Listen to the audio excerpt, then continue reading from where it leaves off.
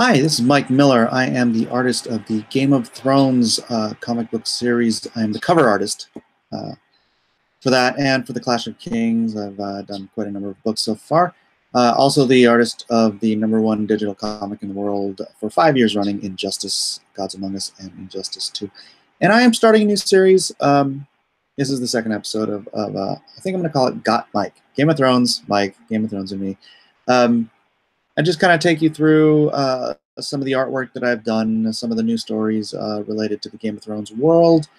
And actually, I wanted to tease out a little bit of just what I wanted to do for an intro. My son's at school right now. He does all my video stuff for me, so we're going to kind of compile this stuff together. I know live streaming is not the best way to do these short videos. I'm going to do some produced videos in the future. But I didn't want to wait. I just wanted to get going. So expect better things to come in the future. But let me show you some of what I was planning on doing. So I have a few pictures of me and George, and there's my beautiful wife, throughout the years. Uh-oh. Whoa, cat. Destroying table. Go, kitty. So I was gonna here. Let's see if I can just fill this up. I was gonna kind of skip through these, in a real quick intro. Oh, there's me with my Warhammer. Me and George having breakfast, doing a signing. There's my two little kids in costume for San Diego Comic-Con, and us at a Random House event together. I'm not always like, hey, George, let's take a picture. So that's not really something. I don't have a whole bunch of pictures, but I've been working with George since about 2002. So for about 16 years, I've worked with him on, obviously, the Game of Thrones. I am the artist of the Dunk and Egg series, which are the Hedge Knight, the Sworn Sword, and the Mystery Knight, which I just finished last year. And those have been actually my magnum opus up till now. Even I like those even better than the Injustice stuff because it's all me. Injustice, I'm like one of 3 artists on a book because it comes out so fast. But the Mystery Knight, the Hedge Knight, the Sworn Sword, those were all me. Of course, George wrote them. Ben Avery adapted them. And then we had different people coloring them and whatnot. But here's an example of what I'm doing now in the Game of Thrones world. This came out. This is cover 7 for A Clash of Kings. Here's the inked version. I did change the eyes because I thought she looked a little sleepy-eyed before I sent it into the colorist. So it opened up her eyes a little bit. Got some beautiful colors on there. This is an image of Daenerys, Khaleesi, however you want to call her. I call her Dany, with her dragon, as described in the beginning of A Clash of Kings, when she has the albino lion that Khal Drogo had killed for her and presented to her as a trophy. This lion head cloak that I'd never seen anybody illustrate her with it, and I read it in the book, and I'm like, oh, this would make a fantastic cover.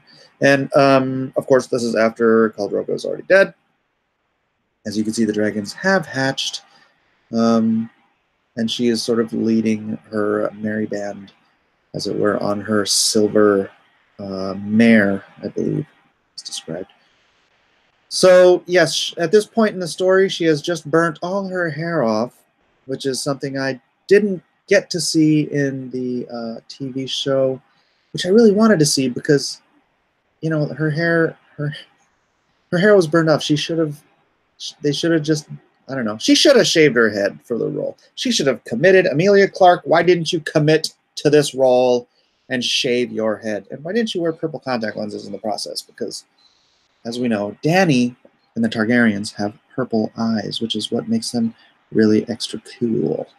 So I've actually done a couple images of her with the bald or actually I did a couple with her with short hair. I'll show those at some other time. I don't want to show all of these, you know, at once. So so yeah, that's it. If you guys want a little better view here, zoom in a little bit. I think my colorist, Janon John Jamberry, did a great job getting that dragon color toned just right. Well, actually, I did kind of manipulate it after he's edited it, but that's beside the point. I put her in this lovely purple, purple denoting royalty, and you know. Anyways, I like how it came out. I actually, I do have prints available. Actually, maybe no. Maybe this is probably not on my store. At any rate, let us move on to the news of the day for Game of Thrones, which is I have it here. Here, let's do the let's do the relatively silly one first. Emilia Clarke, the aforementioned Daenerys Khaleesi, got a tattoo. I don't want you to freaking get out of here. No thanks. No. My computer is a chugging. Maybe I will have my son download this and do an edited version. Anyways, Emilia Clarke is the latest Game of Thrones star to get a show-inspired tattoo. And someday this will scroll up. Gosh, I opened these pages earlier so that it wouldn't do this. And now I'm getting all these ads. Sorry, this is terrible, terrible production value. Oh my gosh.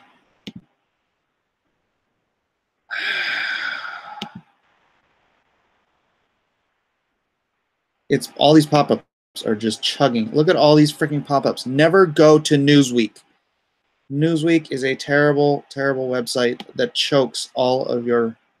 Holy crap! I apologize, people. Is this still here? How many times do I have to exit out?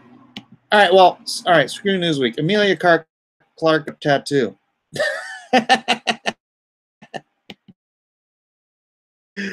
Let's see if we can get over to the other article that I have previously opened. All right, Game of Thrones author George R.R. Martin believes HBO series could have gone on for 13 seasons. Could you imagine? This was today. Game of Thrones may end after its upcoming 8th season, but its creator George R.R. Martin shared that he was keen for the show to go on for more. In an interaction with Variety at the Emmys 2018 red carpet, he said, "We could have gone 11, 12, 13 seasons. David Benioff, and Dan Weiss have been saying for like 5 seasons that 7 seasons is all they would go. We got them to go 8 seasons, but not any more than that. There was a period like 5 years ago when they were saying 7 seasons and I was saying 10 seasons, and they won. They're the ones actually working on it." And look at George trimmed his beard, so it looks nice. He's got his classic turtle brooch. If you guys don't know about the turtle thing, it's the turtle thing is something from George's youth. He loves the turtles, so he always has that brooch either here or on his hat or somewhere. It's a classic. When asked about the spin-off series for any character, Martin said that the show's story had come to an end and felt that all actors associated with the show also wanted to explore other projects. However, he revealed that there are 5 prequels to the show set in different time periods are in development. Game of Thrones won the award for Best Drama Series at this year's Emmys, along with Peter Dinklage,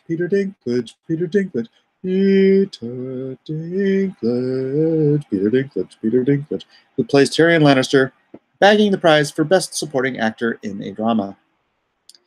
The 8th season, the long-awaited 8th season of the show, is expected to premiere sometime in the first half of 2019. Updated date. Oh, look, a bunch of other Game of Thrones stories. I had a comment on this. Where was it? Oh, There are 5 prequels to the show set in different time periods. See, I didn't read that wrong. That's just poorly written. Are in development. Unfortunately, you know, as I was mentioning before, I did the Dunk and Egg stories, which is, you know, Sir Duncan the Tall and Aegon Targaryen. Spoilers, it's Aegon Targaryen.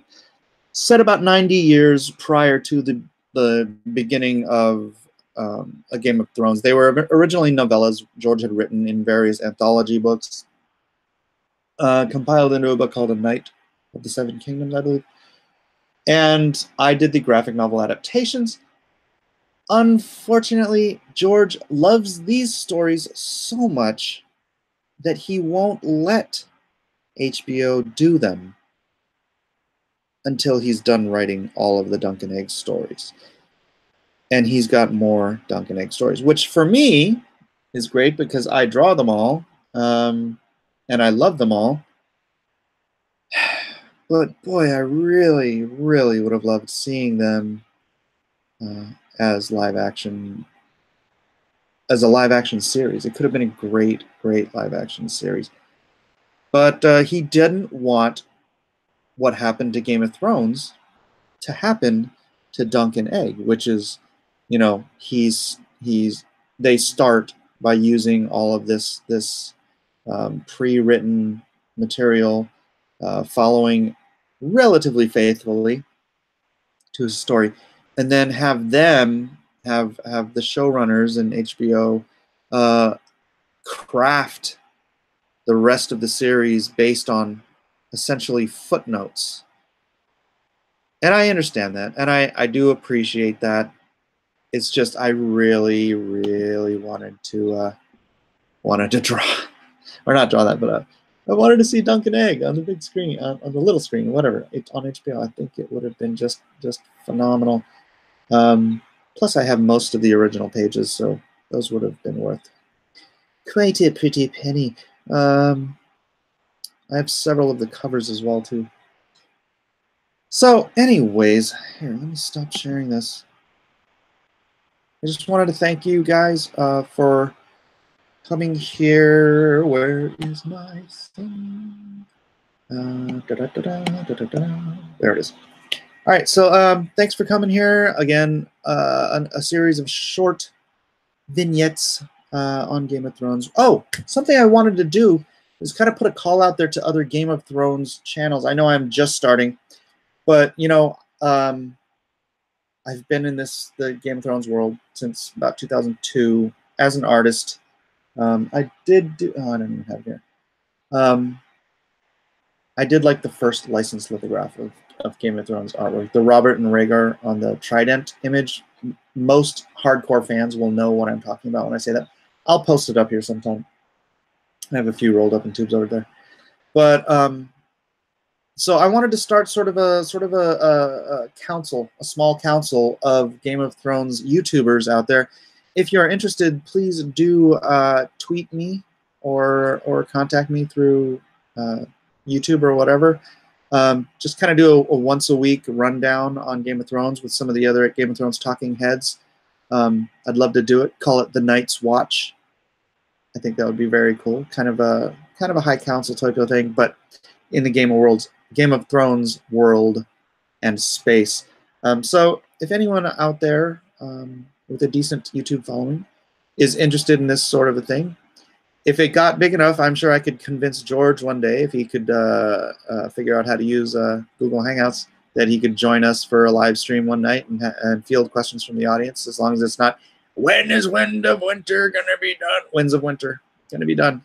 He doesn't like that question. So at any rate, that's my spiel. I'd love to, like I said, I'd love to hear from some of you guys. If you have any questions, comments, please do subscribe. Trying to grow this channel out. Hit that bell for notifications. And if you could, please hit that like on your way out the door. I appreciate you being here, and Valar Morghulis.